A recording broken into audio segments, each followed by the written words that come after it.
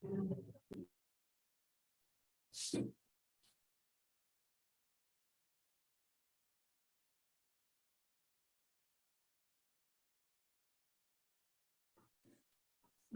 and welcome to another exciting episode of GlobalSBM Business Talk. Today we have Mr. Daxeel Soni as our guest speaker. Mr. Daxeel is passionate about building tech products, getting involved in the community, and building teams.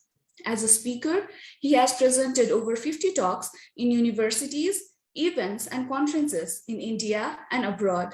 Also, he has worked closely with Intel and Government of India on the technical implementation of national label program. He has been named as one of the top. Daxeel was invited at the Facebook events and also at Global Entrepreneurship Bootcamp as the speaker. So without any delay, let's hear from the man himself. Thank you so much for joining us, Daxeel, and the floor is all yours. All right, everybody, can you see me? Can you hear me? Am I audible? Yes. All right, thank you, Parshu, for inviting me again. Such a pleasure event for me, and what an introduction.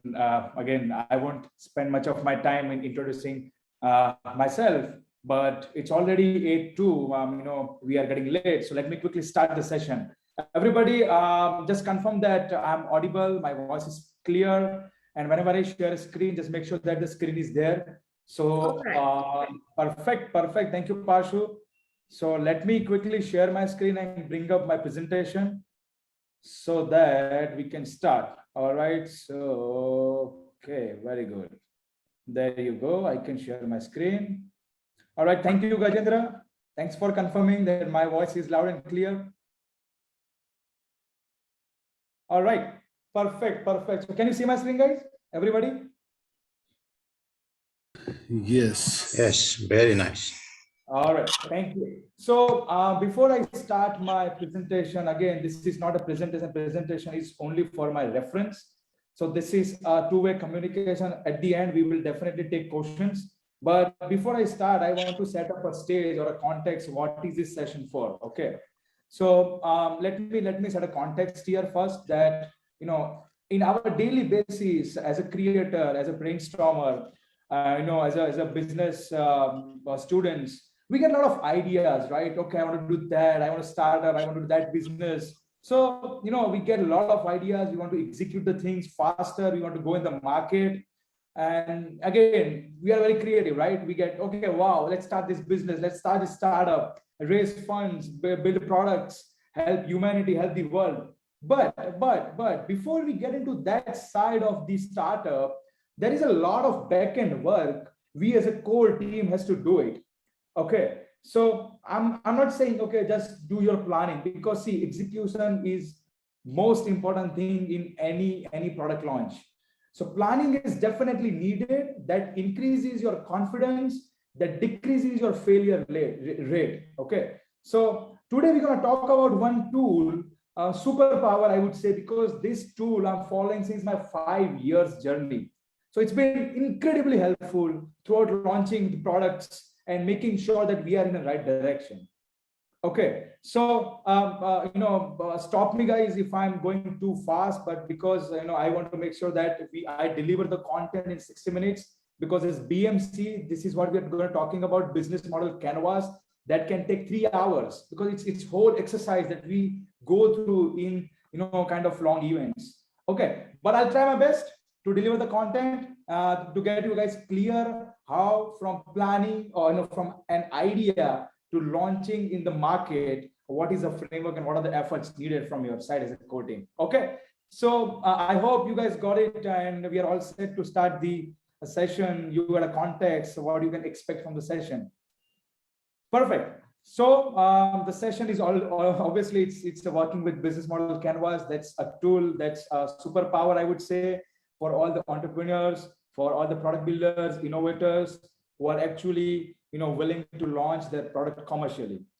Okay, so very basic question, guys. Again, I already discussed this, that okay, I got an idea, how do I launch and what are the next steps? You build a POC of, if you are a coder, if you're a programmer, you build a POC, but then you're facing an issue to get initial traction, because it's not about only building.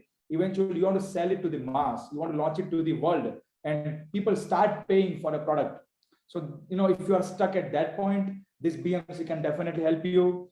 Then, again, third stage is you got a lot of users or the beta users from your friends and family. Now what? You got 10 users, 20 users, but you want to scale it to the, let's say, 1,000,000 users. So what are the next steps? In this case as well, BMC can be your best friend. Just clear your mind and sit with your co-founder or your partner and start working on BMC. So from an idea, if you are in idea stage, if you are in a product stage, if you are in a market stage, at what stage you are in, doesn't matter. You can use BMC as a superpower tool to get going. Perfect. So guys, meanwhile, you can note down your question. If you have anything to discuss, we can definitely take at the end of the session. So I would quickly start with a very, very fundamental reason why most of the startups fail. Again, there are no specific reason, because there are a lot of reasons. Maybe your team, maybe your product, maybe your market, maybe you're launching, the mistakes, maybe your market is too small. But most common problem that people have noticed is there's a flaw in your business model. Because see, we are an innovator, we are tech guys, but at the end, everything boils down to your revenue. So how do you execute and launch it with your business model that decides your majority of the success? And this is the most common reason for startups who are failing. So that's why BMC is a great tool to avoid your failures. All right, so it's all about value, guys. See, a business model describes how an organization creates, delivers, and captures value. See, it's not about building product. You build a product, there are features, a lot of things, but everything you are helping, right? You're helping your customers with the pain problem. So ultimately you are delivering a value. So it's all about creating a value for your customers for the problems that they're facing. So everything in startup boils down to the value. This is very important. Again, it's a very small statement, but if you understand this statement correctly, you won't make any mistakes. Because see, people run behind features. Okay, wow, I'm launching this, I'm launching this, I'm launching this. But is this something really taking care of your customer's problem? Is this something that provides a core value to your customers? If not, then these features are useless, because with the product is a medium. You are creating a value for your customers. So that's how it is very, very important that you understand in initial state that value is everything for building product, delivering to customers, at every stage of a startup. Okay, so very funny, but somewhere on the internet, I read this thing that startup is a drama. Why startup is a drama? Because see, very simple language, drama is what? There is a front stage that you see when you visit a drama. You see a front stage, actors are acting, and there is another team who work in the back end side of it, backstage team, right? Lighting team, writers, the stage and the costumes and the design and everybody. So in the startup, again, it's the same thing. And there are certain activities in the execution planning that is needed on the front stage of your startup. Similarly, there are certain activities that you need to take care of it in the backstage of your startup. That's why you can easily relate that startup is a drama. There is a frontage, there's a backstage, and there's a story, right? Storyline of there's a proper storyline of a drama. And in a similar case, we have a storyline of our product, how you value prop your product. So again, very simple. There are two stages, backstage and front stage of your startup is similar to what we have in the drama. And that's where the BMC comes into the picture. So this is what it is, guys. Very simple, 9 components and very powerful. You must have heard about it because it's like from the years people are following this business model canvas. Now, let me do one thing. If you guys are not able to read it, let me make it full screen. All right, perfect. Let me do this way. How do I hide it? Hide video panel, hide. Okay, there is nothing to hide. All right, perfect. So let's quickly go next. So this is your business model canvas, canvas, everybody. This is not going out. Anyways, is this clear? Can you read the things which are there in the BMC? Yes, sir. Okay, thank you very much. So let's compare our philosophy that we have discussed, that startup is a drama. So we have 9 different components. Let me quickly go through it. The one is customer segment. We will definitely discuss in detail, but let me quickly discuss customer segments. Your second is your value proposition. Your third is your distribution channel, customer relationships. Then we have revenue streams. Then we have key partners, key activities, key resources, and the cost structure. So in the front stage, we have your customer segments, we have your distribution channels, we have your customer relationships and revenue streams. These are the 4 components is responsible how you execute the front stage of your startup. And on the backstage side of it, we have key activities, key partners, key resources, and the cost structure. And the most important, which you see in the center with the gift box, second number is your value proposition. Very important. So let's discuss each of the component one by one. All right. So before we start the components, let me quickly give you an idea why BMC is very important and why you guys have to use it. I already discussed in the beginning, but anyways, it's easy to use and understand. It's clear your business. You put all the components in the canvas, and then you can analyze each component and make decisions and plan out the things. It's again, when you have everything ready in the BMC, you can get the feedback from our initial customers on the storyline, the features and everything right there. It's super fast. If you have a clear mindset, you sit with 2 hours, you can complete a BMC and get your idea to go next. It's an iterative process. Obviously, in the first time when you attempt a BMC canvas, a BMC, you won't get the perfect BMC that you can go in the market with. So it's a completely iterative process. You do it 1 time, 2nd time, 3rd time, sometimes people do it 50 times, 100 times. Then they come to the point, then they are confident that, okay, with the help of this BMC, we can launch in the market and that will work out. So don't assume that, okay, wow, this is my first BMC and boom, I'm ready to go in the market. No, you have to keep iterating. You have to keep asking questions. Why this component? Why this activity? Why this value prop? And then keep refining your BMC and then launch it in the market. So it's a completely iterative process. It's okay. And it improves on every iteration. All right, so let's start with the first component. Very, very basic. Whatever you want to build, whatever idea you have to define your customer segments, right? At the end, when you are building a product, you are selling to people. So, but whom? People are like, it's very vague word that, okay, I'm going to sell to the customers in Europe, in India, in Nepal. No, you have to define your audience. You need to have a proper framework. So how do you define your audience? Why this product is fit for this particular audience? You need to prepare a customer persona. How do you do it? Very simple. There is a framework for it. So the customer segments are divided into the four major categories. Obviously, it's there on the screen. You can read by yourself, but it's pretty self-explanatory that there's a demographic. You need to define whether this is for kids, whether the product is for kids, for adults, for aged people, in what income category they are falling in. This is for the very basic pricing product or the very expensive product.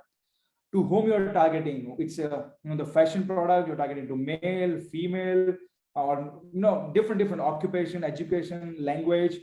We have a psychographic customer segments, social class, lifestyle, a lot of things. We have behavioral, usage, loyalty, interest, awareness, and obviously the geographic, because certain products are only built for a certain geography, for your country, for your local region, for a state, for a city. That might not be the relevant in different country, because that particular problem doesn't exist in that country with this particular customer segment that you're trying to build. So again, guys, understand what we're trying to do is we're defining. It's not about launching to everybody. You have to define your customer segments and build for them only. they give you feedback and you can iterate your process. So this is very important. You need to define your customer segment in all 4 categories. That's how you can get yourself clear for whom you are building a product. All right, so second is, again, I mentioned in the beginning that sits in the center of the BMC. It has huge space to write the things, very important, because it's your story. If you see my previous slide, it's a story in the drama. Without story, even though the acting is classic, backstage is awesome, lighting, costume, and everything is perfect, but without story, again, this drama is not perfect. Without story, nothing. Nobody watches drama without stories. Story has to have the powerful. It has to have meanings and catering to the specific audience. So second important block is value proposition, and it's already written that what value do I create for my audience? All right, you're building a product, awesome. You have a lot of features, awesome. But is this something core, a painful problem that you're trying to solve and create a value for your customer? So this is where you define your value prop. What problem I'm trying to solve? What solution I'm trying to build? Is this really a problem, or I'm creating this problem by myself? You do not have to assume it. You have to talk to your customers and then build a value prop. So it's all about how you're trying to solve a problem and build a value prop for your product that excites your customers. So very important, guys. The value prop sits in the center, and it's the king of the BMC, I would say.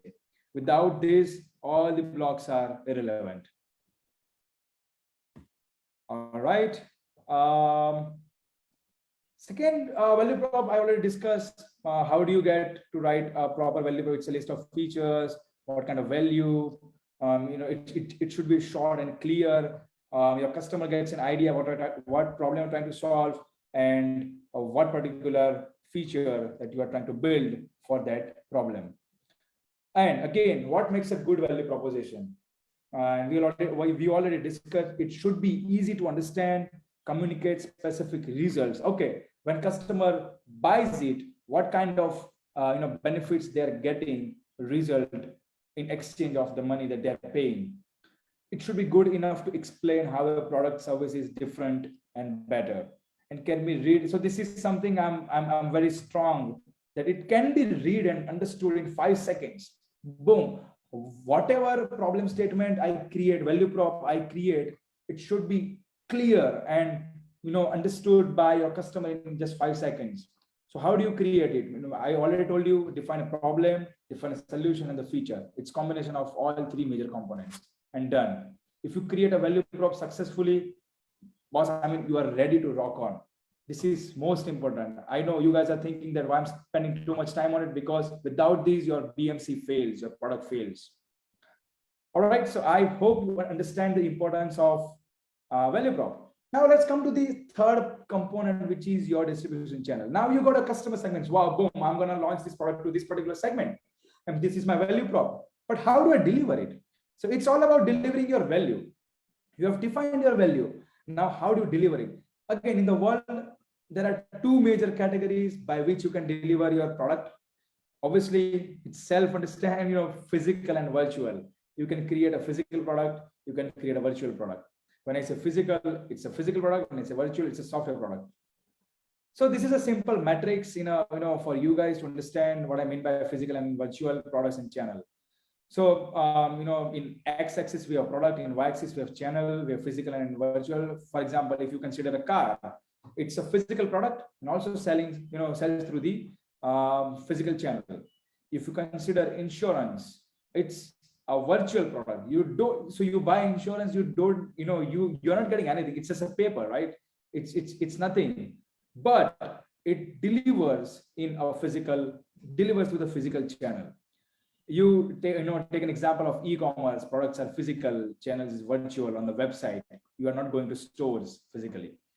And Instagram or any other software, any app, any SaaS platform that you are using, that's the virtual product, and through the virtual channel, through the internet. So this is how you can place your product, whether it's the physical product sells through a physical channel, or the virtual product virtual channel. This is how you can place yourself in this metric and come to the conclusion.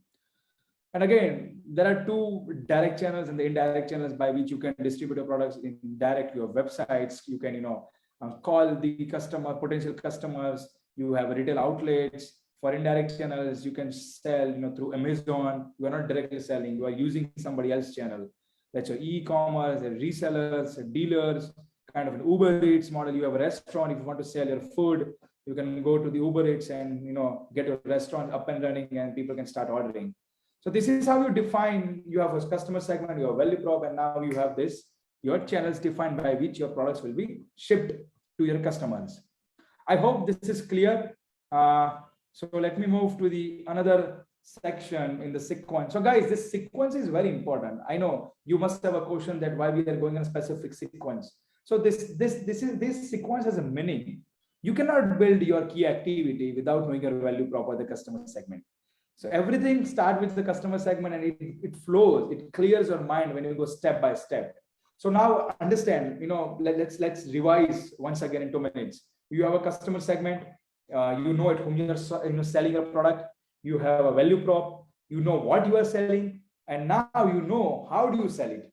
So this is again in the front stage of a drama. Now let's come to the next point, that is your fourth block. It's customer relationship. How do you build a trust? Okay, now you are in the market. How do you build a trust?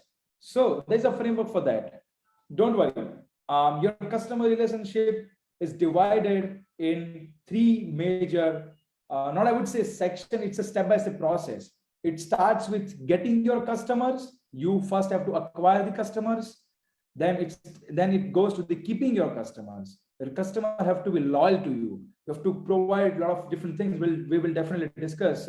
And then you have to grow your customer base. You got 10 customers, then you have to keep them. Then you have to grow them, 20 customers, 100 customers, 5,000, 10,000, million, 2 million, 100 million. That's how you grow it. So everything starts with getting a customer. So again, in getting a customer, there is a framework, AICP, that's what I call it. Very simple. You have to start spreading awareness about your product. You are new in the market. How do the people know it that you are in the market? So you do advertisements, you do marketing, a lot of different things to start spreading your awareness. Now what is the second step? Interest. People get it. Okay, wow, I see an Instagram ad. I know this product. Awesome. Is this something interesting to me? So people start building interest towards your product. Now let's say next step is the consideration, because right now at this moment I don't need this product, but this is interesting. So maybe we keep pushing the ads, we keep making the marketing campaigns, and at some point people decide to consider the product, and then in the last stage they purchase it. So that's how you get a customer in 4. So this is what we call it a funnel. You start with awareness, interest, consideration, and the purchase. Very simple. Next is keeping your customer. Now you spend, let's say, $10 for acquiring a customer, maybe $50. Now you have invested that dollar to acquire a customer, but you have to keep them. You have to keep them for a long-term period that they keep paying you, because that's how you calculate your return on investment, ROI, that would say. So how you can keep your customers? Simple. Again, you have to absolutely have to kill the customer service. You have to be, super duper customer service provider for a product. Because if customer service is 99.99%, if there is a 0.01% lag, people will leave you. We change the services. There are a lot of competition in the market. So you have to give a premium, rock solid customer service to your customers once you get it. Then always there's a loyalty programs that we see on certain kind of activities. We get the point. So you can build those loyalty programs for your product. Newsletters. So you can use newsletters for providing value. Let's say how you can get more in your business with your product. So you have to keep educating your customers, sending newsletters, how they can use your product in a better way to increase their business or to try, to solve the problem that they are facing. And that's what I consider again as a valued emails. You need to build continuous relationships there is a specific event, you need to keep engaging with them. So that's how they trust you. That's how the trust builds. They see your brands continuously in their inbox, social media, and they build a trust. Okay, wow, this is a standard or amazing brand or a product I'm with. So that's how you build, that's how you keep your customer after acquiring them. Now, the third step in this funnel is growing. It's all about scale, guys. We don't want to have 100 customers for lifetime. We want to scale it. So very fundamental two methods in the market are like referral programs. There is this app Clubhouse, right? It was specifically for iOS people. Then once you get an invite, you get 10 invites for your friends and family. Then again, it's for close community. Another model is, let's say you are on Amazon, you invite people, you get a credit for let's say $10, so that you can leverage next purchase.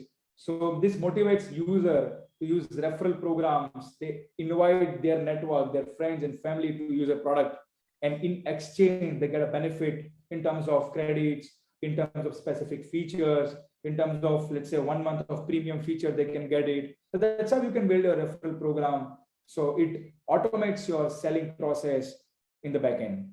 And cross-selling, very important, guys. You need to upsell the things. For example, there is an Amazon, in the Amazon, what you do is you buy a product. Let's say you buy a keyboard, then Amazon shows the suggestion, do you want to buy a mouse? Or if you buy a mouse, they show you, do you want to buy a mouse pad? So they try to upsell it, cross-sell it. That's how you also have to define, depends on your product, whether it's a physical product, whether it's an e-commerce, whether it's a SaaS. So this is how you build the entire framework. Again, very important block in the BMC, that customer relationship. All right, so give me 1 minute. I'm gonna drink water.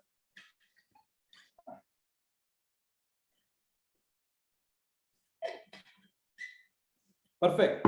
So without wasting time, so the fifth block that we have. All right, so guys, you have a customer segment, you have your value prop, you know how do you ship your products, and now you are well equipped with your customer relationships framework. Now, what comes next? It's all about, and it's a go time. You sell it to customers and your revenue starts coming in. But before you go to a customer, you have to build your revenue model. You have to build a pricing model for your service. How much they're gonna pay? Is this something that you need? Is this lower? Is this higher? That's how you have to work on your revenue streams. So let me help you. How money will, obviously it's a revenue streams. You have to build a strategy by which people start using your app or product and they start paying you for service, and that's how you grow your revenues. So there are 7 different models. If you are a physical product, you can sell the product and people pay for it. There is a usage model. If you guys are familiar about AWS or the postpaid products, if you have a mobile network you guys are using, there is a postpaid. Whatever you use, whatever calls you make, whatever SMS you do, for that there is a specific amount and they charge you on the usage basis. Same with the AWS, a lot of cloud services, that's how they do it. Next, we have subscription. Very simple. You pay a specific amount, X dollar per month, to use the services. It's about, next is renting. You rent out your car. Let's say there's a driven Zoom car service. You rent out your car. You rent out your house. A lot of different things. You can use the renting thing. There's a licensing. For example, you built a software. Now you want to sell it to the companies. So you charge X dollar as a license fee, and that renews every year. And that's how Microsoft also started. Intermediation. So Airbnb and classifieds. You see any platform, you list your products. So what is a business model for Airbnb? They connect the travelers to the property host, and they make a commission between if the successful transaction or the booking happens. So you get a small cut. Same with classifieds. You buy through them. So they connect buyer and seller, brokerage firms, There is a lot of companies who are also in the real estate, cars, bikes. So they connect to parties, buyer and seller, and they make a small cut X percentage on the successful transaction. If that fits into your business model, you can consider it. Seventh is the advertising. Definitely, if you are building a community app, if you have a lot of people on your app, on a platform, you can leverage advertisements model as one of the key revenue streams. Because for Facebook, for Google, these guys have major revenues coming through the advertisement platform. You can search, one of the major revenues for Google is again ads. For Facebook also it's ads. That's how these people, these big giants are making money. All right, so this is all about how you can make money. Again, I'm sure you might have question, but as we discussed, we can definitely take in the last of the session. So this is what we concluded in the front stage of your startup. All right, so this is your front stage and story that we have covered. So let's start with the backstage. So this is what you do in the front stage. You have your product, you have your the pricing model, you have a distribution channel, customer. So this is in the front stage of your startup. Now let's go to the backstage, because see, in order to achieve this front stage, you need to do a lot of backstage activity. So that's what we need to discuss now. And boom, let's go to the sixth block. What is the sixth block? It's key partners. So guys, see, without partners, you cannot sustain for a long time. You need a partner. See, you cannot do everything. You need a partner for that. If you are, master in technical or building tech products, you need to, partner with someone who is in the marketing, who is in the sales, that can take your products to the market. If you have a marketer, if you have an idea, you have to partner with a tech guy or someone who can build the product for you, and then you can take it to the market. So again, partnership, there could be a lot of different partners. For example, there is a car factory. They don't build, tires in-house. They have a partner, but they supply the tires. Michelin, MRF, they supply the tires to the car manufacturers. So they are the partners to each other in order to build a car and ship it to the market. So again, this can take your hours to decide who are your key partners that can help you. And again, you are not a competitors.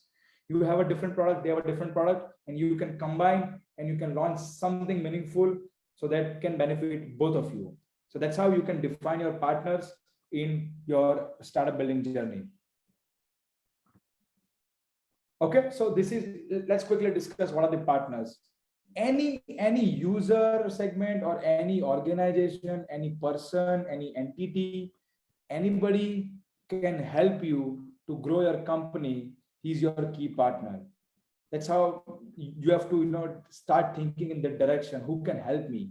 And we are not competitors. We have different products, but we can combine together to launch the product and we can succeed together. That's how we need to decide it. There's a strategic alliance, manufacturing, simple, as I told you. Then there's a car manufacturing company. They have partners like tire suppliers, a lot of components. And again, they have a dealers partner. The car manufacturers, they don't sell car by themselves. They have a partners called dealers. They sell the cars. They have showrooms. That's how they all combine together and make a product called car, ship it to the drivers, to the customers like us. Raw material resource suppliers, again, that we have discussed. Traffic partners, for example, ad agency. Let's say you have built a SaaS product or a digital product. You need a traffic. There's a website. You need to have a partners. Ad agencies can be your partners. You can partner with blogs. They can drive traffic from their blog to your website, but you are not competing each other. But for example, their blogs or their website visitors might be interested in your startup, so they can drive the traffic from their website to yours. So again, you are partners. Joint business development, you can call it a JV, that we call it joint venture. Starbucks, again, I'm not sure about other countries, but in India, Starbucks, what they do is they don't open their stores by themselves. They have a joint venture with Tata. So Tata opens every Starbucks outlet in India. Starbucks cannot do it. So Starbucks have partnered with Tata and Tata executes it. So that's how you can also think about your JV. And again, many more guys. There is no limit. You can be creative to define your partners and come quickly on board to launch your product. That's how you define a partner, and that can help you to grow your product and launch it to the market. So this is all about that we discussed for key partners. The next block in the sequence is key activities. See, this is again very important. Whatever you are doing, right from a customer segments to defining your key partners, it's all about key activities. You have done your R&D, you got your idea, you define your partners, you have talked to them, you have spent hundreds of hours on defining your value prop, customer relationships, defining distribution channels, talking to the partners. If you have physical products, you have to define your distribution channel, your shipping, your staff, what team do you need, what kind of revenue streams you can consider, at what stage, how can you scale it. So this is all your key activities. And some of the things are like researching your market, creating your customer profile, product development. You know what you're building, you hire developers, you start building your product, you are shipping it to the market, you are hosting, the marketing, your sales, team building, everything. So every activity you can think of, you need to put in your key activities block. And that from this activity, you can define roles, R&R, I would say roles and responsibilities for your co-founders. Okay, I'm going to take care of these activities. I'm going to take care of these activities, so that we are focused on our expertise and we can, completely, activities is all about executing everything physically that you do in order to achieve your milestone for launching your product to the market. It's all about key activities. You have to define in your partners, okay, I'm going to do it, I'm going to do this, I'm going to do this. And based on your expertise, you can take responsibility for a specific set of activities.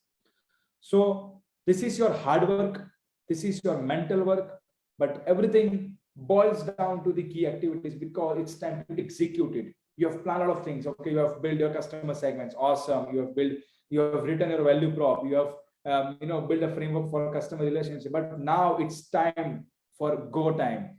You have to start thinking in that direction, how we can make this product live in the market. And this is where you define your key activities and start acting upon it. So this is your 7th block. Everything you can think of, you need to put in your key activities and segregate among your partners. All right, so then it comes to the second last block, very important, and the key resources. Now, all right, again, let's revise. You have everything, but what is missing right now? It's your team. You got a funding, you have your funds to spend. If you don't have it, you have to plan it. When you have funds, when you are raising funds, you have to invest in your team, because team is your big asset, or the biggest asset, I would say, because you are 2 people, you are 3 people who are partners. You cannot do everything to scale it to the millions of people. You have to build a team and automate the process from building a product, shipping it to the market, taking feedback, customer relationships, marketing, and customer service. Everything in this funnel, you have a specific set of team. You have to build your tech team who builds the product. You have to build your marketing team who does the marketing. You have to build your sales team. They actually go on the ground, connect with the people and sell your product. And the 4th is customer relationship. After you sell a product, you have to provide a customer service, support your customer whenever they need you, because they have paid for it. So you are responsible for high-class service that you have to give it. Otherwise, as we discussed, they will leave it and they will go to the your competitors. So this is where you build your team. You build your team and the biggest asset in your company. Now, it's not only limited to the team, but in my opinion, team is your biggest key resource.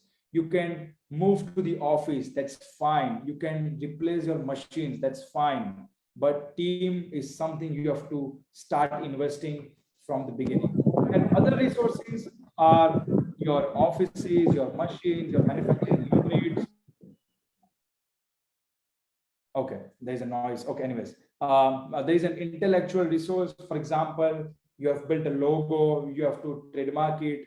You have a company name, you have to trademark, you have to get patents if you have a specific technology that you have built. And again, financial capital, whatever amount you guys are investing as a founder initially, that is your resource. So you can divide your resources in 4 different categories.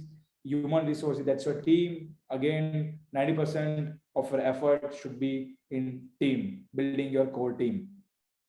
Then your physical things, then your intellectual resources, then your financial, your actual runway, actual burn that you start spending on above 3 items in the key resources category.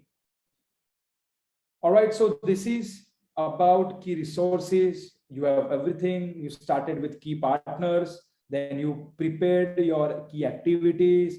Now, to do these key activities, you need resources, you need office, you need people to start working on the activities. Now, that's final block in the BMC. That's the cost structure. How do you plan your financials? How do you start spending your money? The capital you need to invest in your key resources. So very simple. Let's not make it complex. I can divide your cost structure in 2 categories. So very simple, fixed cost. Your salaries you are paying to the team. If you have rented out a space or you are in a co-working space, you must have a specific $X as a rent. Machines, once you are done with buying, if you are in the manufacturing industry, or even if you are in a startup of they're building a tech product, you need laptops for a team, systems for a team. So these are the fixed costs. You get an idea, okay, this is exact salary I'm paying, this is exact rent I'm paying, this is exact money I'm paying for my machines one time. But so this is how you can define your fixed cost. And there is a cost which we call as a variable cost. Let's say marketing. Why marketing is a variable cost? Because right now in this month I have a budget for X dollar. Now, depending on the different A/B testing, we run a lot of marketing strategies. Based on the success of a specific strategies, we start investing more on successful strategies. Then in next months, I might have a budget of $Y. I can increase, I can decrease, I can transfer, I can eliminate certain strategies, I can motivate certain strategies which are working good. I can, add more money in a specific strategy which is performing well and getting a customer. Also activities, if your team is traveling on the ground to sell a product, different, they are using the public transport or any kind of activities that you guys are doing in order to sell your product, that comes under the variable cost structure. And suppliers, today the price for the product that they're supplying is something, tomorrow again it's something, it's commodity, like it's kind of trading in the market, that sometimes today is a price X, tomorrow it's Y, day after tomorrow is Z. So it's not in your control. So this comes under the variable that you have to define it, and you have to be ready. So fixed costs are fine, don't have to worry about it. But when it comes to the variable cost, you have to have a buffer. Otherwise, if you are building, you are preparing a cost structure exact way, then you might have problem in the future if the prices are changing for your variable cost structures for suppliers. If they are selling you the product at a higher rate, then you are in a trouble. So this is how you have to consider your variable cost structure and your the fixed cost structure. And this is very simple. Obviously, in order to stay positive as a company, positive cash flow, you must have your cost down. Cost should be less than your revenue. Then only you are a positive cash flow company. And time T is always time taken. So try to be positive cash flow. I know there are a lot of startups. There's a lot of bubble. They're raising millions of dollars, spending thousands of dollars just to earn very few hundreds of dollars. So this is a topic for a different day. We can so they are trying to acquire customers by spending money, and then they will monetize it.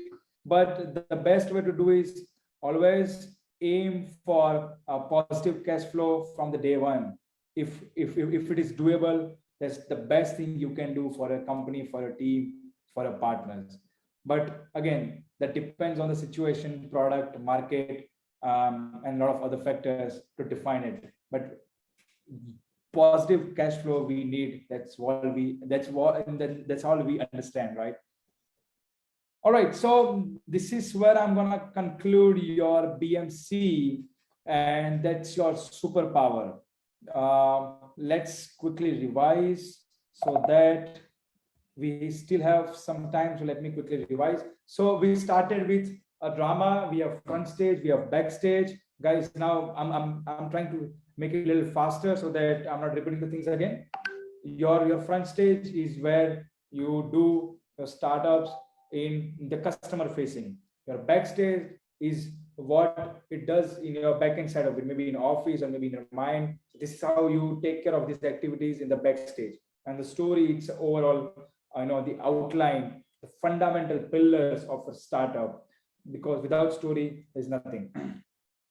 So customer segments, you define whom you're trying to sell. The second is your value prop, what problem you're trying to solve, how you're trying to solve that problem, that's a solution, and the list of features which you can include in a value prop. Third is, okay, now you have value prop, how you're going to distribute it. You have to define your distribution channel, maybe e-commerce, maybe your website or anything. Then it comes to the customer relationship. How do you get the customer? How do you keep the customer? And how do you grow your customer? Then it's revenue streams, because now you're in the market.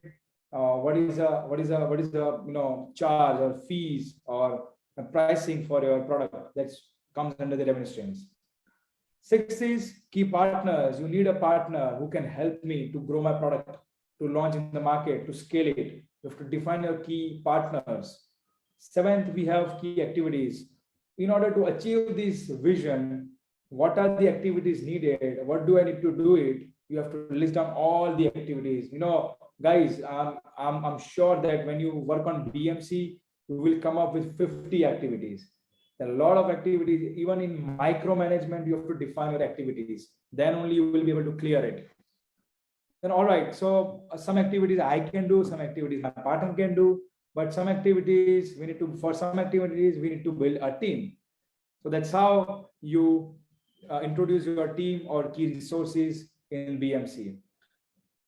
That comes to the next block, which is your key resources. What do I need? Your team, your office, your intellectual, your trademark, your financial capital, everything that you need in order to execute your product, that comes under your key resources. And the final is cost structure, how you're going to spend it, how the money flow is going on, fixed cost, variable cost, and that's how you define it. So once you are done with this activity, it might take 3 hours, 4 hours, depending on the complexity. You will be clear. So once you do it, you will be clear. Again, next day you do it, you clear the noise, and then you focus. So when you build your 10th BMC for your idea, I bet you guys, you will have a concrete plan which is executable. And before that, you might have an idea, you might have a different question. Okay, how do I do it? What's the next step? What should I do next? You will have hurdles because you do not have a roadmap. You need a process. Without process, you cannot work. So this is your process. Once you build a BMC for your idea, You are preparing a roadmap. You are preparing an executable set of steps. 1, 2, 3, 4, 5, 6, 7, 8, 9. Boom. You are ready to go in the market. That's how you clear your mind. You throw away your noise and you focus on the important stuff only. That's why I call this BMC as a superpower. That's all from my side. We are done with the thing. Let's discuss. Throw your questions. I will be more than happy to interact with the participants as well.